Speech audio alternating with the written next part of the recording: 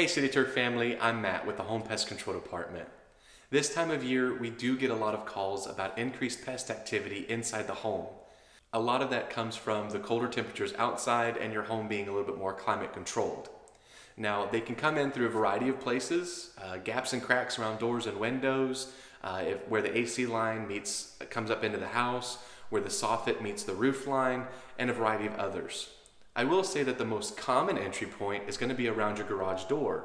For instance, if you walk into your garage door with the door closed and you can see light coming in, then more than likely that's where a lot of things can come into your garage. Now, I think we've all wrestled with grass clippings and leaves coming into the garage at different times of the year.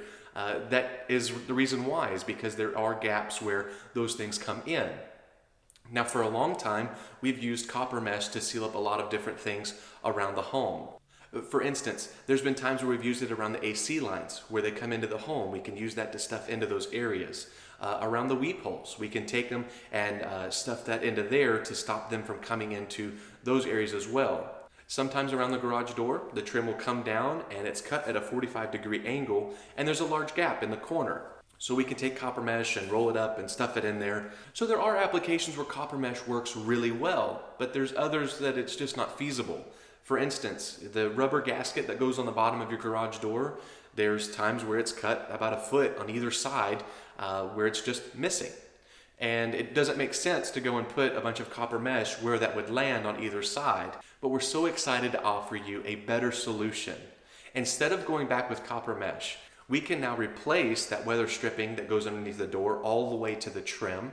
We can also go back with a metal flashing to go around the contours of that trim on either side of your door and paint it to match it. So this is the piece of trim that's on the side, each side of the garage door. And here you can see where it's cut at that 45-degree angle. And whenever the garage door is down, we weren't able to do it for this video, but when the garage door is down, it does allow a very large gap and a hole that's just directly into your garage. So what we've done before is taken copper mesh and rolled it up and placed it into that crevice. And it does stop the majority of things from coming into the garage, but it's not 100% seal. What we really like is, as you can see here, this metal flashing, how it goes all the way down to the concrete and all the way over to the brick. And then if you follow it around to the back side where the garage door comes down, the garage door actually pushes up flush to that piece of brown trim there. And so it is 100% seal. This is something that rats and mice cannot chew through, and it's going all the way down to the concrete.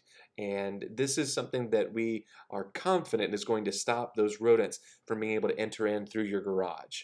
And this last picture here shows the finished product. So you can see how it's a two-tone look, but we did paint that the same color as the 2x8 that goes along the wall, and then also that 1x2 trim up there next to where the garage door is. You can see how it looks like a continual piece all the way down to the concrete. This is something that is weatherproof and rodent proof.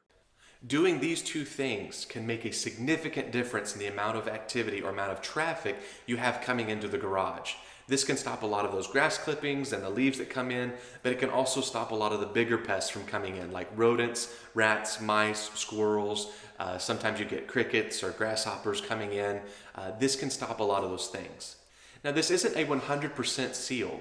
One other step that you can take is go back with a vinyl trim with a rubber flange, and this basically goes around the top and the sides. So it looks like the trim you already have around your garage door, but it just has a little bit of extra rubber that presses onto the garage door as it moves and then rests in a closed position. This will help seal up the rest of those gaps where the garage door doesn't fully meet the trim. Now, not every home is the same, and some garage doors may be a little different, whether that's the size or where those gaps are, but we're now offering you the ability to come out and to seal all those things off and to help protect your home and your investment so that you don't have to worry about these pests coming into your garage. So not only are we able to do this for you, but we also want to offer you a free estimate.